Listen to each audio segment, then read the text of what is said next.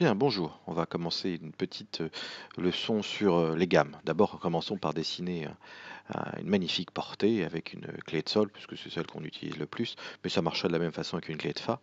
Et sur cette portée, on va dessiner une gamme avec do, ré, mi, fa, sol, la, si, do. Donc une gamme très très basique.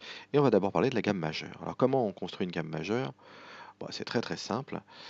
Euh, Ce qui va séparer la première de la deuxième note, c'est un ton. De la même façon pour la deuxième note et la troisième, un ton. Seulement un demi-ton entre mi et fa. Et de la même façon, on recommence un ton, un ton, un ton entre fa, sol, la, si.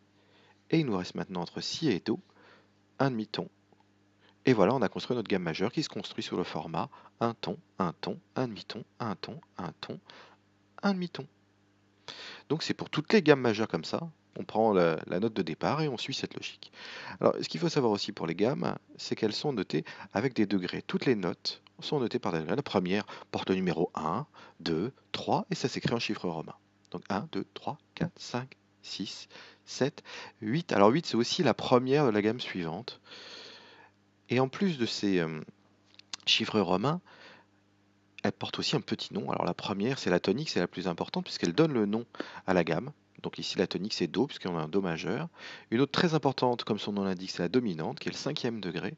Et entre les deux, elle est au milieu, c'est la médiante. Et après, assez simple, au-dessus de la tonique, on a la sus-tonique, et en dessous de la dominante, on a la sous-dominante. Si on continue dans les chiffres, on aura la même chose. Le 6, c'est la sus-dominante, et une qui est importante, qui s'appelle la sensible, le septième degré, avant effectivement de revenir à la tonique de la gamme suivante ou l'octave, c'est la même chose. Alors intéressons-nous maintenant à la gamme mineure relative. Alors le mot relatif est important parce que relatif, ça veut dire relatif à quelque chose, ça a un rapport avec quelque chose, ça a un rapport avec la gamme majeure qui a les mêmes notes qu'elle. Donc on va utiliser exactement les mêmes notes, donc les mêmes dièses et les bémols, il n'y en a pas. Mais ici, on s'aperçoit aisément que la première note du La mineur, donc sa tonique, c'est le sixième degré de la gamme majeure, donc qui est le La. Et c'est le cas pour tous les rapports entre la gamme mineure et la gamme majeure. Bien entendu, on aura une dominante qui est ici le Mi, et pour sa construction, on va partir du La, et on va aller tranquillement construire donc un ton, un demi-ton ensuite, entre Si et Do, après un ton, un ton, un demi-ton, un ton, un ton. Voilà, c'est très très simple, c'est à apprendre par cœur.